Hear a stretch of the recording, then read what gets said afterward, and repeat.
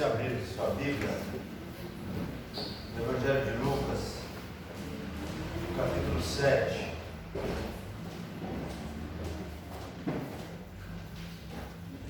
Evangelho segundo Lucas,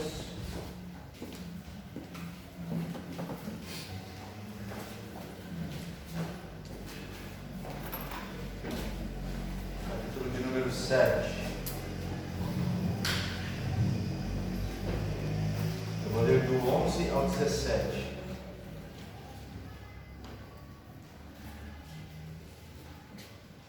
Evangelho segundo Lucas, capítulo 7, versículos 11 ao 17.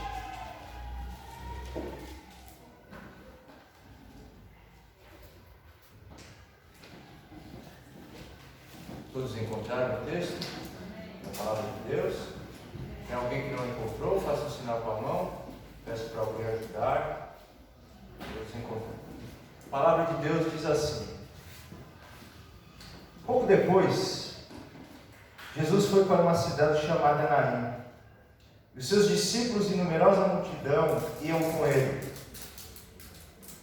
Ao aproximar-se do portão da cidade, eis que saía ao enterro do filho único de uma viúva, e grande multidão da cidade ia com ela.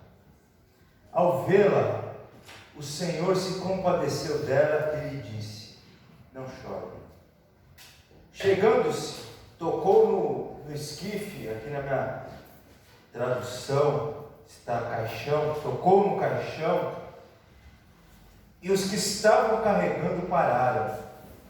Então Jesus disse: jovem, eu ordeno a você, levante-se.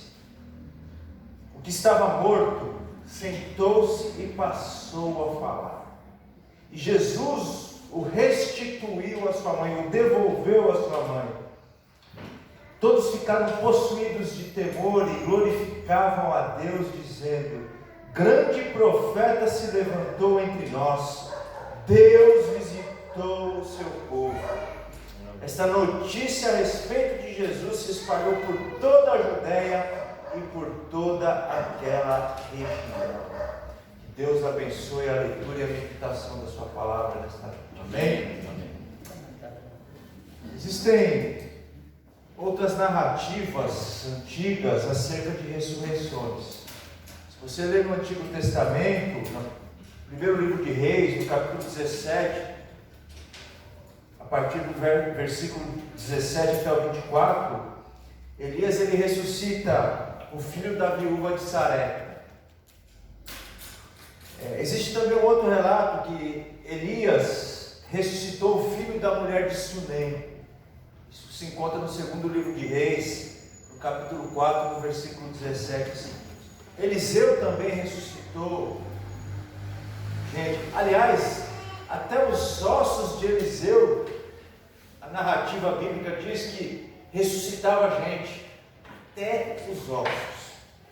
É provável que, além desses relatos bíblicos, houvesse histórias similares de ressurreições de mortos, que atualmente são desconhecidas, e provavelmente circulava dentre as cidades judaicas esses relatos de gente que ressuscitou pessoas, ressuscitou mortos. Quantos desses relatos, se são verídicos ou não, com relação a isso, nós não temos a possibilidade científica de identificar. Mas a gente tem que se perguntar: por que se pensaria ou se acha estranho Deus ter ressuscitado um jovem, como no caso aqui da narrativa de Lucas? Essa narrativa ela lança luz, irmãos e irmãs, sobre um momento inquietante na caminhada do povo de Deus. Esse tempo que nós vivemos é um tempo inquietante.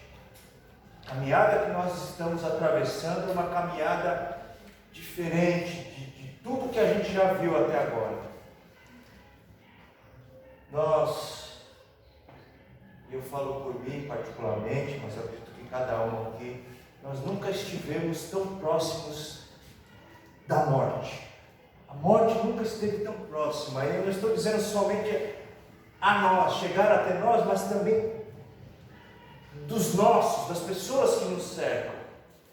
Há um ano atrás eram apenas números. Hoje são nomes que nós vamos dando de pessoas que partiram recentemente. Como os caminhos do povo de Deus, eles são caminhos que diariamente nos apresentam. Historicamente, os caminhos do povo de Deus são caminhos que são apresentados em paradoxos, em contradições, no sentido de acontecimentos, de coisas que uma hora nos faz estarmos totalmente alegres e de repente estar totalmente tristes. Isso parece que ser uma sina da caminhada do povo de Deus, os paradoxos. E esse é o tema que eu quero falar com vocês essa noite um pouquinho, os paradoxos do caminho. Continuando o tema de mensagens que eu comecei sobre caminhos do povo de Deus.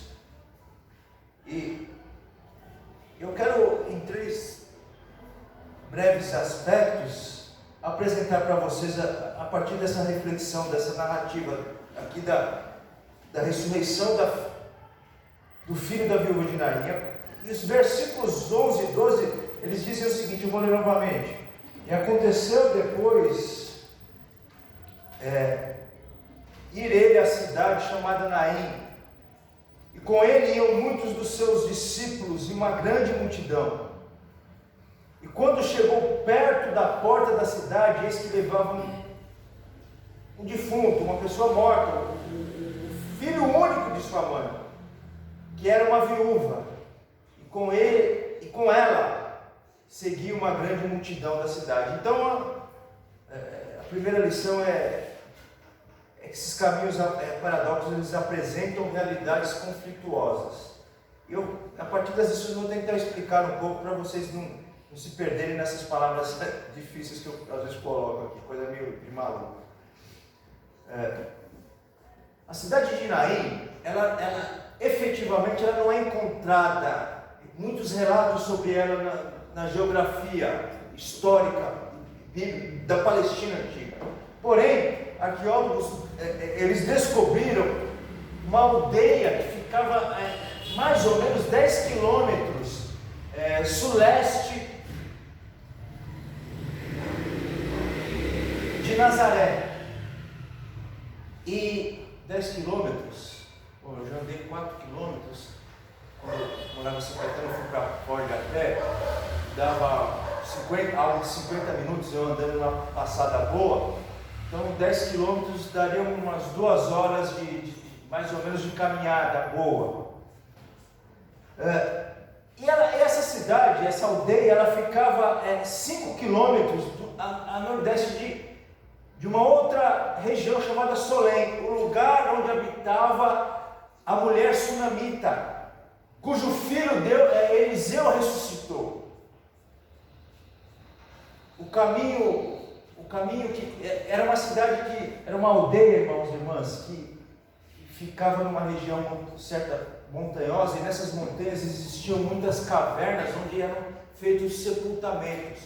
Os sepultamentos nas cidades judaicas, eles não eram feitos dentro da cidade, e por uma razão simples, porque o morto contaminava cerimonialmente as pessoas vivas.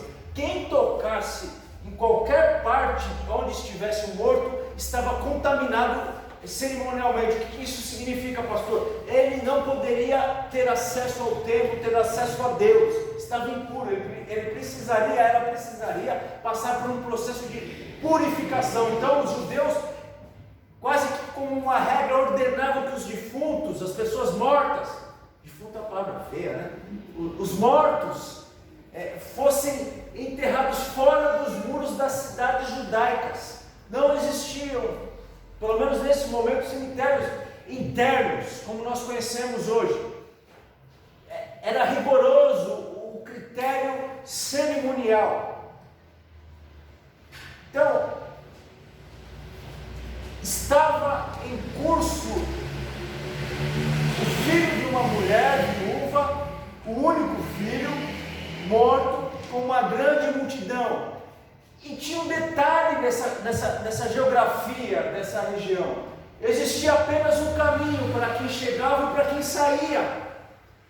Automaticamente, crucialmente, necessariamente, as caravanas iriam se encontrar como se encontraram.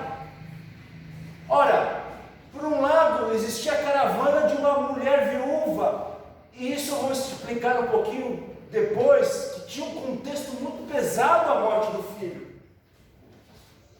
Um grande lamento das pessoas, porque sabiam quais as implicações que existiam por detrás dessa questão social.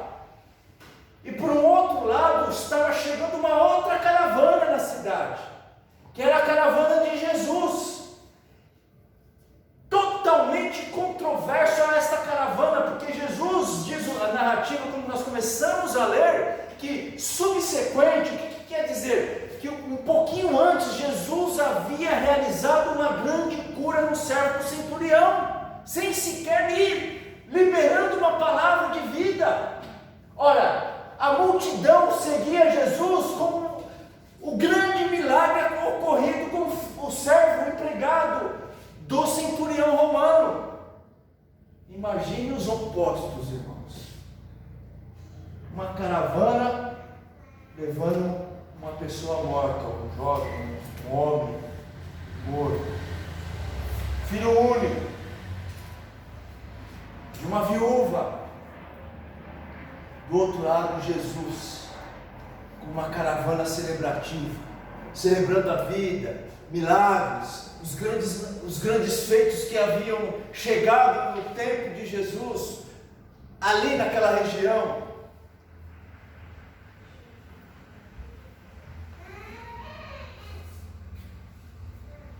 Não pode ir aqui para a mulher viúva, nada mais trágico naquele tempo do que perder seu único filho, que era a questão de sobrevivência material dela. Nada mais trágico.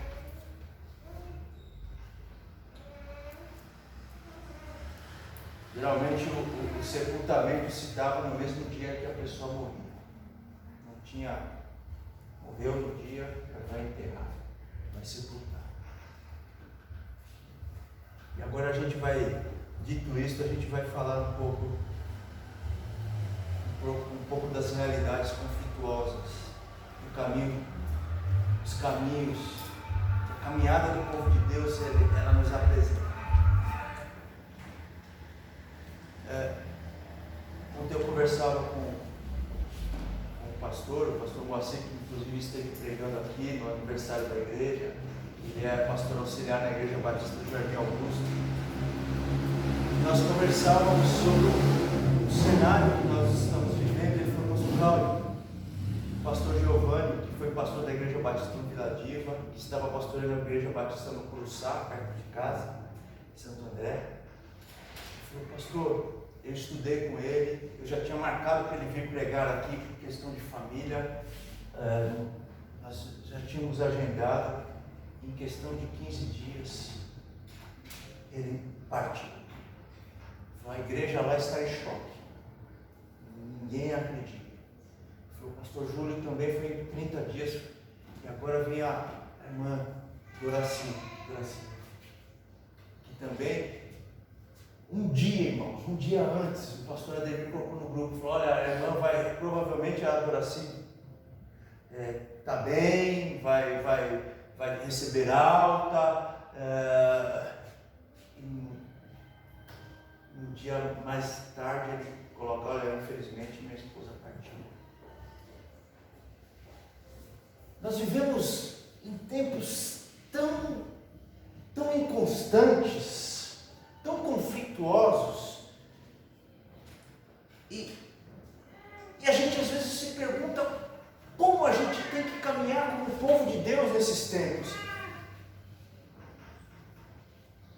Eu tive uma experiência no dia 7, agora, que foi algo Eu digo que foi algo mais marcante do que o dia da minha conversão. Mais marcante do que o dia da minha conversão, do que o meu chamado cristão. Eu já tive, irmãos, alguns sonhos. Isso aqui não é doutrina para ninguém, não é regra para ninguém. É experiências que eu tive. Inclusive, acho que umas 2 semanas atrás, minha esposa me acordou. Eu estava tendo uma experiência espiritual. E uma experiência ruim. Eu sonhava que eu não conseguia expulsar um demônio de uma menina, uma garotinha. E eu não conseguia, e o demônio estava tentando me pegar, e eu não conseguia clamar o nome de Jesus, e ela me acordou. Ainda bem, fui salvo para. Não foi nem por Jesus, foi para Sanitaí. E ela já me acordou umas duas vezes, porque já tinha essas experiências violentas do ponto de vista espiritual, com o adversário das nossas almas. Talvez a psicologia explique, a psiquiatria explique, mas eu prefiro a explicação da batalha que a gente vive espiritual, porque não são coisas assim muito marcantes, muito violentas do aspecto de conflituoso. Então eu já tive essas experiências. Nunca sonhei com anjo, nunca sonhei com... É sempre pancada, é sempre batalha. Aí na sexta para o sábado, eu sonhei com Jesus. Amém. Glória a Deus. E não tem como falar isso e não chorar. Sonhei com Jesus, irmãos. Eu vi Jesus. Nunca tinha esperado ver Jesus. Eu vi Jesus no meu sonho. E foi algo assim muito especial, porque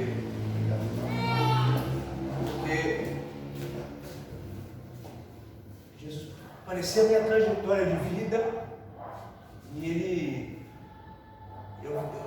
ele se manifestava a mim, ele me acompanhava, mas não na figura dele, com outras pessoas, com outros seres humanos. Ele estava comigo em todos os momentos. E eu cheguei no lugar, irmãos, aí ele se manifestou como ele, roupa branca, barba, eu vi o rosto detalhado. Mas eu estava diante de uma grande arquibancada, assim, irmãos, cheio de gente, muita gente. E alguém sentado numa mesa regimentando. E Jesus me olhava, esperava eu assinar aquela listagem. Eu sonhei com Jesus. E eu acordei feliz na madrugada, eu falei, eu sonhei com Jesus, e eu fiquei feliz, porque foi algo que eu nunca imaginei na minha vida. Nunca, irmãos, eu nunca imaginei isso. Eu fui ao céu. Porém, a realidade é conflituosa. No domingo, dia das mães, eu recebo uma informação que eu vou ao inferno, literalmente. Em um outro momento eu falo isso. Mas a nossa caminhada é assim. A gente recebe presentes de Deus e vivencia momentos magníficos de presentes, de bênçãos, de graça. E que Jesus, o mais interessante é que Jesus no meu sonho, ele não se importou com os meus acertos e com os meus erros. Era tipo assim, eu estou com você na sua caminhada. Eu estou com você. Isso foi o que mais me marcou. Ele não se importou. E olha que eu tenho erro pra caramba, mas a única coisa que ele fiscalizou é se eu ia assinar lá o nome lá. Acho que deve ser alguma guerra aí que está para vir aí. Né? Ele queria estar me convocando para essa batalha. A nossa vida é assim, irmãos. As realidades são conflituosas. Às vezes a gente parece que está no inferno. Parece que a situação é impossível, parece que a situação não tem jeito, parece que o momento é o pior e não dá para piorar. No outro momento o Senhor vem com o seu olhar, com a sua graça, com o seu amor, com a sua providência, dando sinais da vida dele através de nós e em nós. A caminhada do povo de Deus, são esses paradoxos. Não pense você que você vai viver só notícias boas, mas saiba que mesmo nos momentos ruins, e esse sonho com Jesus não quer dizer que eu sou mais crente do que vocês, não, irmãos. Deus foi graça de Deus na minha vida, Ele que quis, e eu desfruto e agradeço a Ele por isso. Isso não significa que se você não sonhar com Jesus, você não. Não. O Senhor, da sua multiforme graça, Ele vai dizendo que está com você por todos os dias da sua vida. Então, acontece, tem hora que você vai provar de milagres extraordinários, de manifestações de Deus extraordinárias, da vida de Deus extraordinária, mas tem hora que você vai cruzar com a comitiva da morte, porque a narrativa fala disso. Ambientes totalmente adversos que se cruzam, porque isso faz parte da caminhada do povo de Deus. É difícil lidar com isso, e muito mais agora, e muito mais quando é gente que a gente ama, mas a caminhada do povo de Deus não se resume em viver um cortejo de morte. A gente vive no cortejo de vida, no cortejo com Jesus à frente, ainda que encontre momentos que cruzemos com a morte, como tem acontecido hoje. Mas o mais importante é saber de qual comitiva a gente faz parte. Eu faço parte da comitiva da vida. Eu sei que vou encontrar momentos de morte. Tem gente que eu amo, que eu vou perder. Semana do Dia das Mães, fez 6 anos que eu perdi minha mãe. Meu pai morreu no mesmo dia, só que em 2003. Então é uma semana que se eu for olhar para trás, é a semana que eu perdi meu pai e minha mãe no mesmo dia praticamente, só que em questão de anos.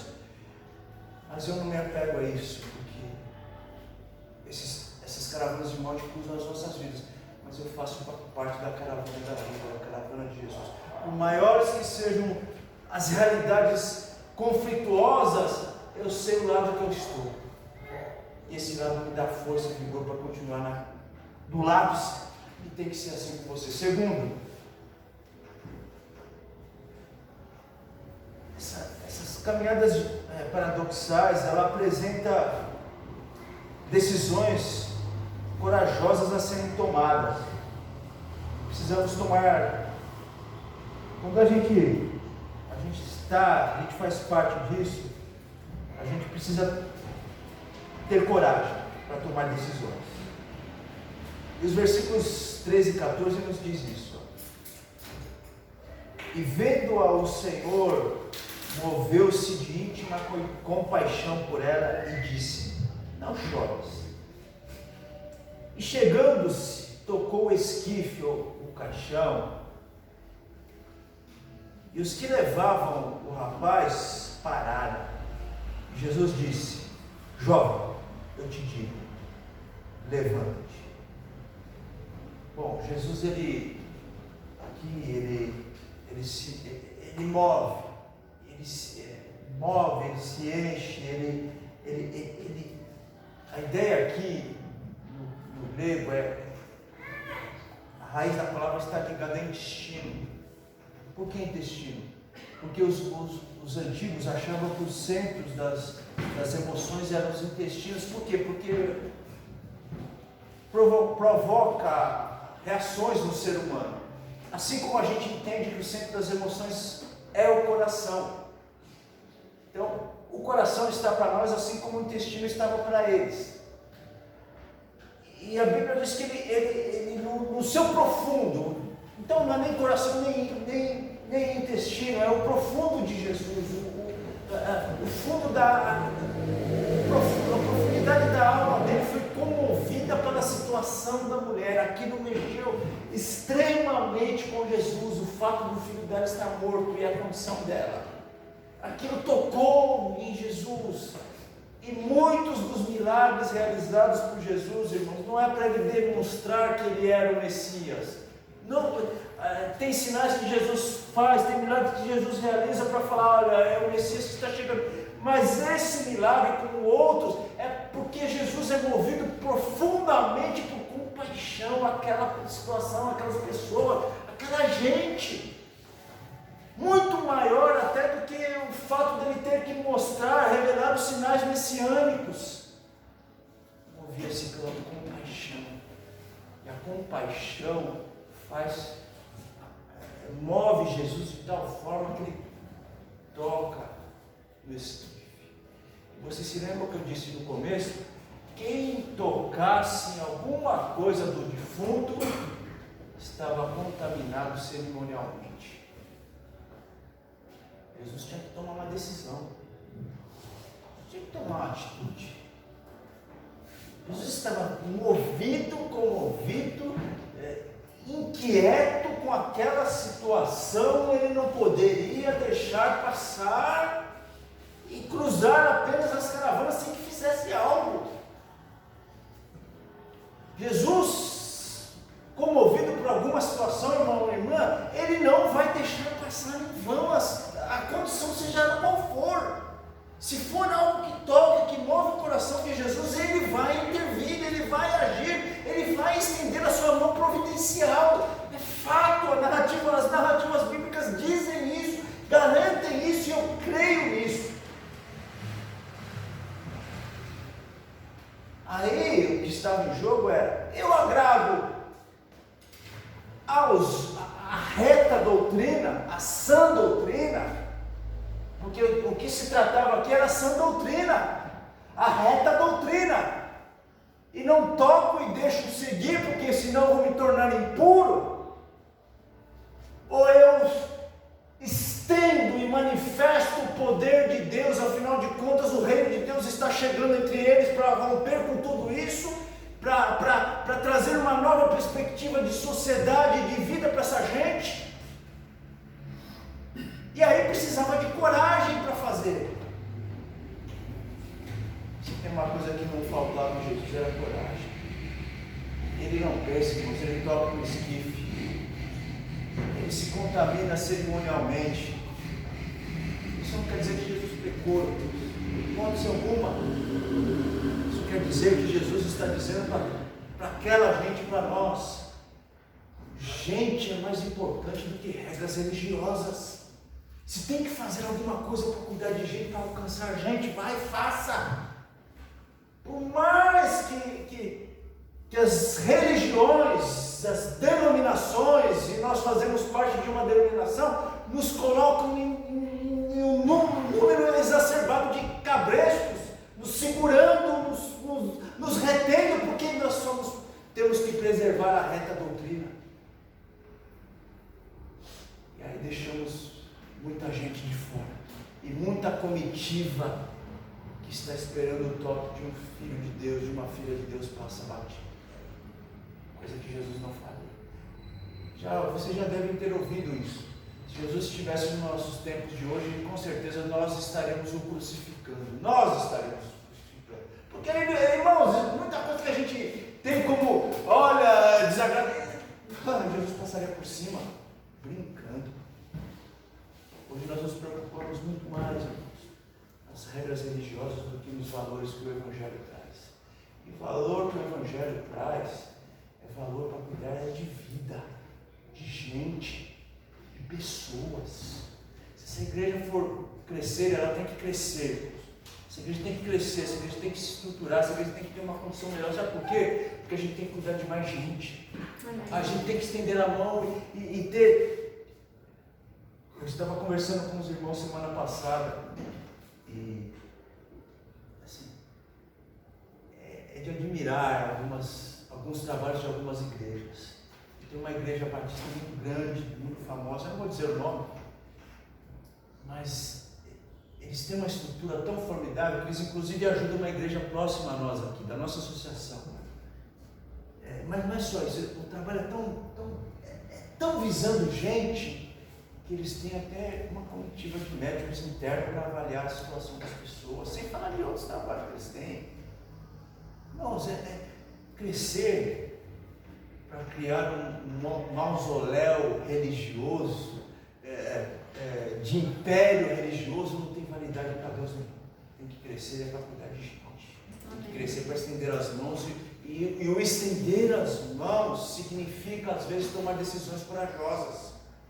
Decisões que, em sã consciência, a gente não teria coragem de tomar, porque a gente tem medo de romper com algumas limitações que os nossos regimentos impõem em nós. Porque não foram construídos agora, já vem de muitos anos. Então, quem somos nós para mexer em algumas coisas, ainda que vai privilegiar vidas, ainda que vai mover e vai transformar vidas?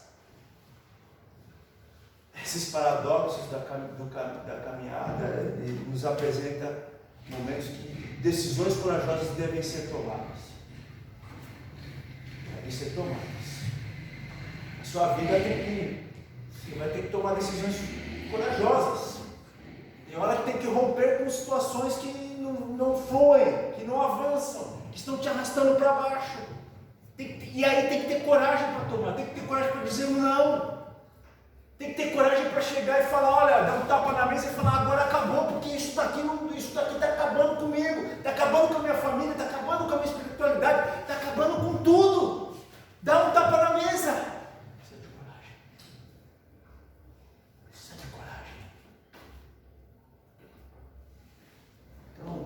Você que faz parte do caminho, do povo do caminho, saiba que você vai enfrentar esses momentos.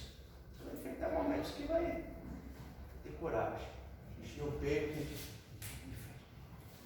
saiba que Jesus é com você. E terceiro e último, ele apresenta o caminho contrário do tempo presente. Versículos 17, do 15 a 17. Que diz assim: o que estava morto sentou-se e passou a falar, e Jesus o restituiu à sua mãe. Versículo 16 diz que todos ficaram possuídos de temor e glorificavam a Deus, dizendo: grande profeta se levantou entre nós, Deus visitou o seu povo. Versículo 17, essa notícia a respeito de Jesus se espalhou por toda a Judéia e por toda aquela região. Jesus, ele continua agindo com ternura, mesmo depois da cura. Jesus, ele sempre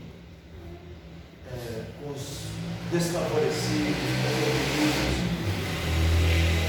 os que estão à margem de Jesus, sempre age com ternura. Sim, Jesus nunca tripudia do mais fraco. Jesus nunca esfola aquele que está nas piores condições. Jesus não, definitivamente, pior que fosse a situação, a condição, Jesus não tripudiava em cima da pessoa, por ele estar num estágio inferior. Jesus não. E aqui é a prova disso. Ele devolve o filho, ele entrega o filho à mãe. Só que ele não é um caso único, porque quando a filha de Jairo ela é ressuscitada, Jesus pede para darem de comer a ela. Mas também não é um caso único. Quando Lázaro, no capítulo 11 de João, é ressuscitado, Jesus manda tirar a pedra e depois manda tirar as atas que estavam amarrando, colocaram em Lázaro para ele ser libertado. Jesus sempre trata o necessitado com ternura e com amor.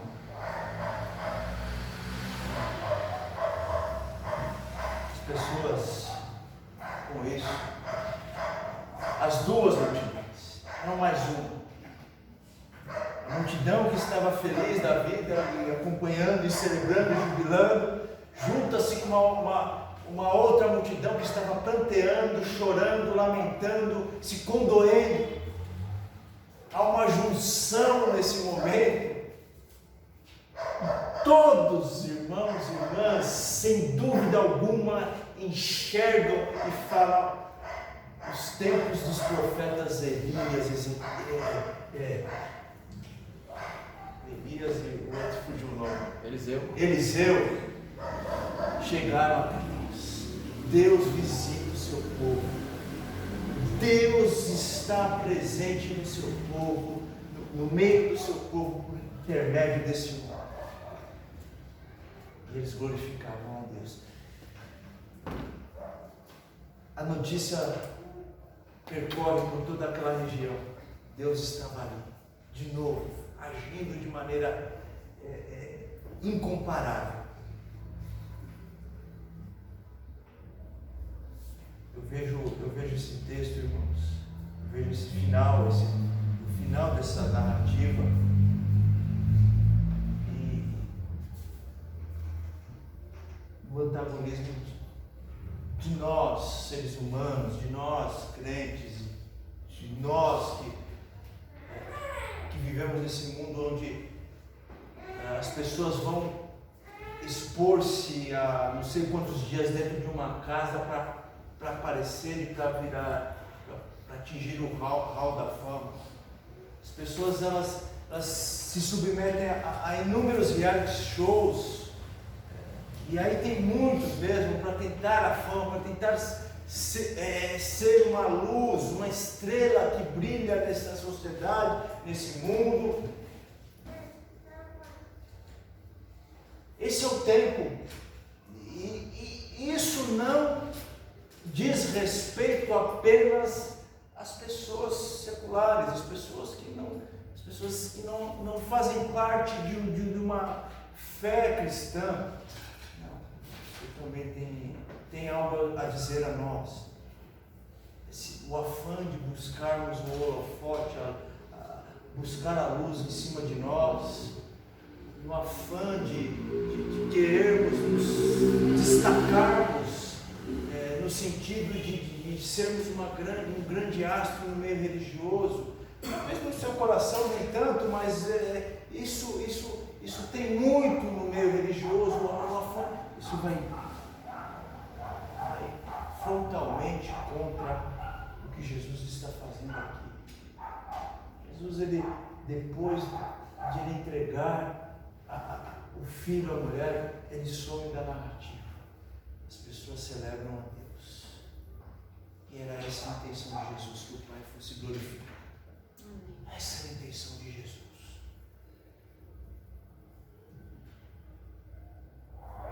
Esse paradoxo, irmãos, tem que mover os nossos corações. Nossa vida, como tem um cântico que o Denis vira e mexe e canta aqui, faz tempo já que não canta, né?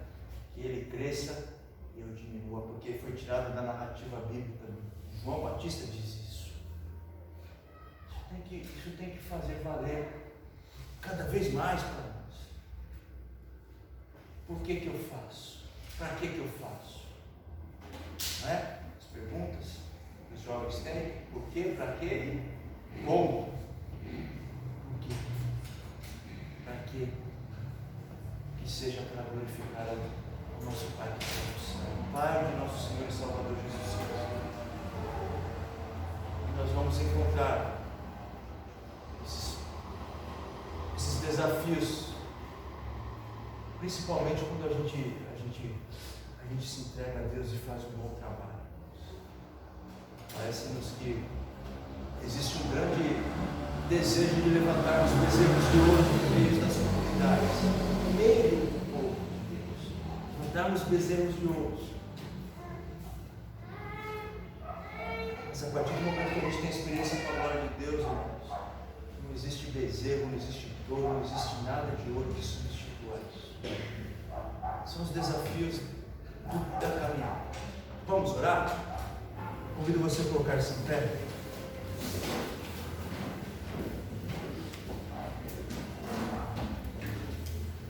Feche seus olhos.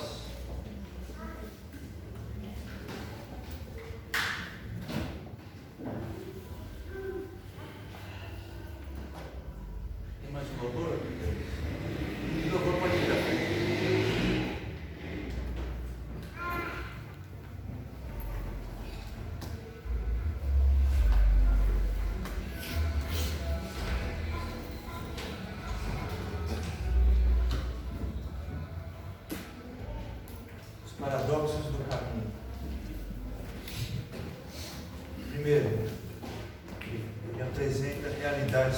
tumultuosas. Então, ao mesmo tempo que no momento a gente está vivendo grandes bênçãos celestiais, irmãos, a gente pode se defrontar com caravanas que não trazem boas notícias. Mas o importante é saber qual caravana a gente faz parte. Se você não faz parte da caravana da vida, da caravana da graça, da caravana do amor, da caravana da luz, da caravana que Jesus ele é o grande frentista, ele que está à frente de tudo, você tem essa oportunidade hoje. Você pode, com o coração aberto, com a alma sedenta, com o desejo de mudanças profundas na sua vida, pular de um lado para o outro. Sim, Jesus, eles têm profundo interesse e desejo e amor para te receber, assim como nós. Segundo, saiba que essa caminhada ela apresenta momentos que nós precisamos de ter coragem para tomar decisões. E mudar de caravana, mudar de lado, precisa ter coragem. Romper com os grilhões da morte, romper com as trevas requer coragem. Romper com aquilo que está te levando para baixo requer coragem, requer decisão, requer encher o peito de ar, e mesmo que seja uma decisão assim, ir tomar. Por último, esse caminho ele apresenta propostas contrárias ao tempo presente. Isso que o mundo deseja, isso que o mundo. Você aprende nos evangelhos que tem alguma coisa, talvez algum grau de importância, mas comparado com o que é proposto pelo Evangelho, é ínfimo. Como compararmos a Terra com a Via Láctea, o grande universo que existe. O Senhor nos apresenta essas possibilidades, esses caminhos, nos apresenta essas grandes possibilidades para termos mudança nas nossas vidas. Eu não sei qual é a sua condição. Eu não vou ficar fazendo apelos longínquos e cansativos. A palavra de Deus já foi lida, já foi falada. Eu tenho certeza que se você estiver com o coração aberto, o Espírito Santo falou ao seu coração. Daquilo que precisa ser mudado na sua vida, na sua história, na trajetória, né? Com certeza que Deus já falou isso. É a decisão com você, precisa de coragem para romper. Coragem, precisa perseverar, ser determinado, determinado. Não, você não vai estar sozinho nessa. Nessa você não está sozinho. Existe uma divina conspiração, Deus está ao seu lado. O Senhor está ao seu lado. O melhor, o Senhor sempre estará ao seu lado. Até o dia que nós deixarmos essa vida, ao passo que nos encontraremos com o nosso Senhor, Ele nunca vai nos abandonar. Então, cabe a você, meu irmão, minha irmã, meu amigo, minha amiga, você que está em casa. Talvez o que esteja faltando para você seja coragem para essa grande transformação, para esse grande pulo de uma caravana para outra. Caravana da vida, da esperança, de poder sonhar, de poder projetar algo com Deus. Muita gente sem sonho, sem projeto, já está morto, morta, só subvive, tem uma subvida. E Deus, por meio de Jesus, quer te oferecer vida em abundância. Essa decisão, tenha coragem, você não vai se arrepender. Eu vou orar. Se você, aí no seu lugar, em seu coração, tomar essa decisão, ore juntamente comigo nesse instante. Senhor, meu Deus e meu Pai, eu quero apresentar essas vidas a Deus. Cada uma. Eu quero apresentar o teu povo, Deus, que muitas vezes vive momentos, está vivendo momentos conflituosos, difíceis, complicados,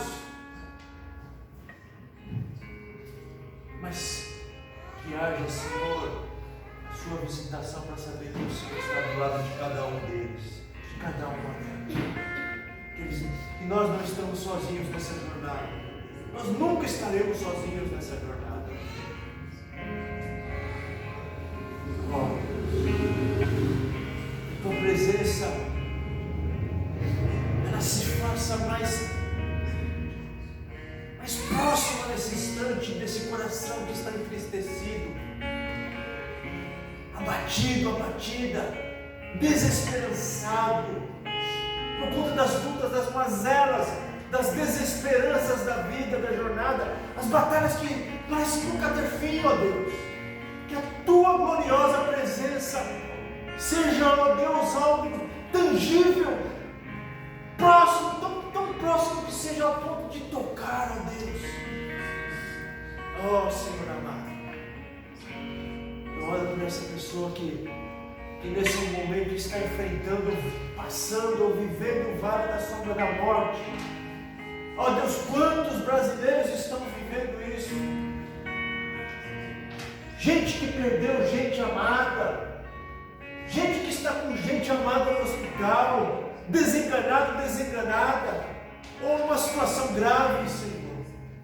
Eu oro por cada um deles, eu oro por cada uma delas, eu oro pelo amado pastor Ademir, Senhor, que perdeu a sua querida esposinha, eu oro pelos filhas deles.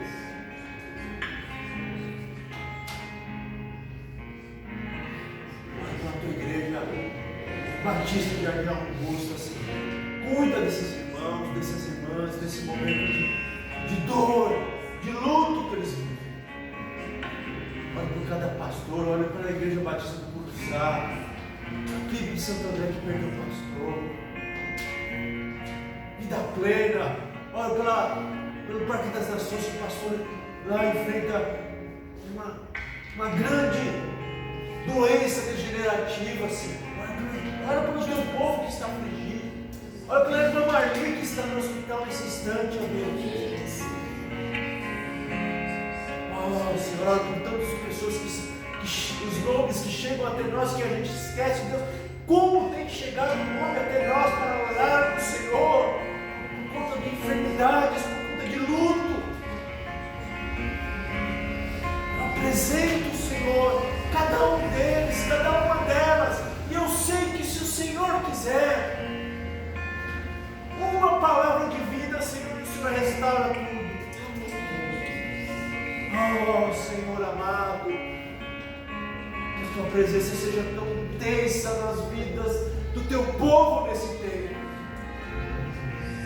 Porque nós precisamos, como nunca antes, nós precisamos tanto da tua presença. Oh Deus, pela família do prefeito de São Paulo, que partiu nesse dia, pelo filho pequeno, pela mãe, pela nossa cidade de São Paulo, que o Senhor visite a cada um. Abençoe a semana, Deus, teu povo, cuida de cada um, de cada uma, com teu amor, com tua graça, com tua vida. E enche-nos de esperança, Senhor, de paz e de vigor para vencer as lutas. Em nome de Jesus, aqui.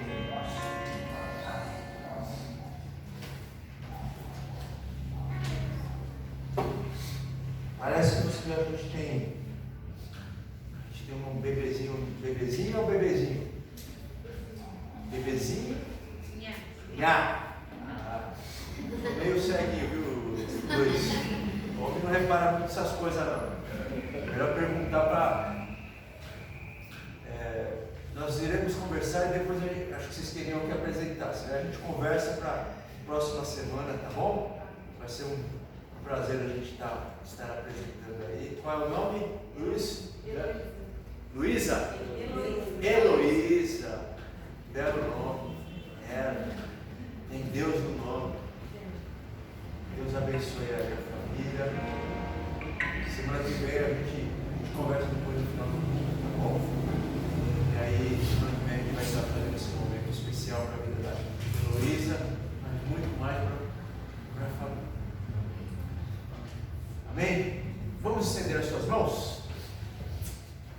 Que o grande amor de Deus, a graça salvadora de Jesus, o Filho amado, a comunhão, a consolação do Santo Espírito de Deus, seja com todo o povo de Deus aqui na Betel, espalhado por toda a terra, seja com cada família que nos acompanha ou nos acompanhará pelas mídias sociais. Ide em paz, porque o Deus de paz nos deixa a paz. Amém? Amém. Vamos louvar a Deus com alegria. Que cada um de nós tenhamos uma semana de vitória abençoada em nome de Jesus. Um forte abraço.